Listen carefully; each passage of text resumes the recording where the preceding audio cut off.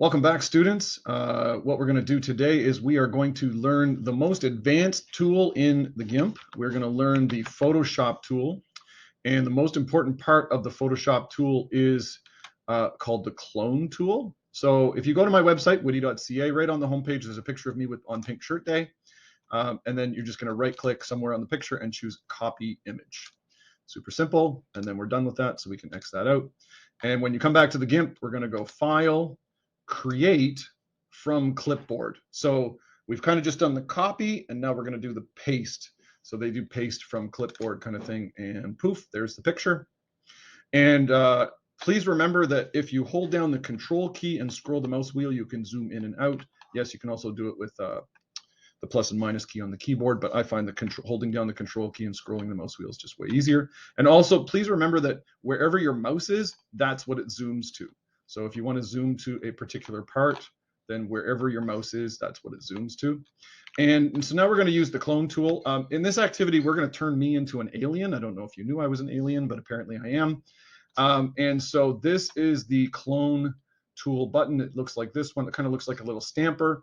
And when you hold your mouse over top of it, it says clone tool. It's right beside the Band-Aid tool. It's the clone tool. And when you click on it, you get a whole bunch of choices down here that disappear. If your brush and choices don't appear, then usually there's also brush choices over here.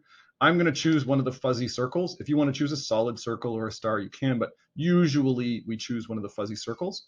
And the really important thing for you to notice is that when you bring the mouse back over top of the picture, yes, there's a little picture of the stamper, and yes, there's a little picture of the crosshairs of where it's going to copy from, but there's also a no sign, the circle with the slash through it that says no. And that's your tip off that this button is different. This button has multiple steps to it, and you need to do the multiple steps in order, but it's super easy. So let me explain. This is an eyeball. And what we're going to do is we're going to take this eyeball and we're going to make a third eyeball right in the middle of this gigantic wide open forehead with the receding hairline. So what we're going to do is you're going to put your mouse right over top of the eyeball, right in the center. So the crosshairs, the sniper crosshairs are right in the middle.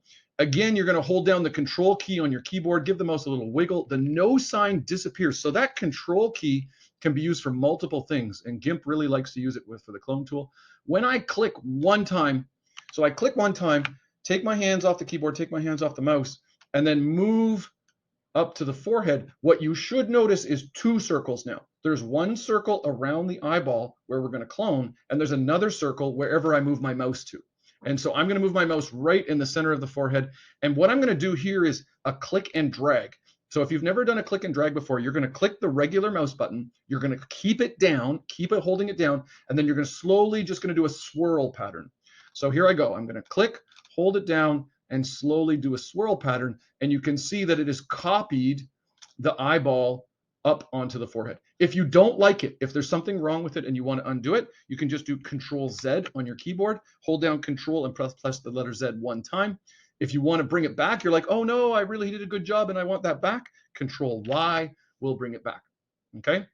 So this is the clone tool. I'm going to just do one more example. So I'm going to go down to the teeth. I'm going to hold down Control to say copy from here, and I'm going to click on the teeth one time. So now there's a circle around the teeth, and then there's a circle around wherever I'm moving. I'm going to add another mouth right underneath my mouth. And so you can see just like this, I've added another mouth, and there it is. And so now I have 3 eyeballs and 2 mouths. Your job for this activity is to turn me into a completely ridiculous alien. I have another thing that I'm going to show you in the next video about how to change the colors so that I'm not the skin tone that I was born with, that I have a different skin tone, maybe green, maybe purple, whatever you choose, and we'll go from there. But that's it for this video. I hope you can have some fun using the clone tool.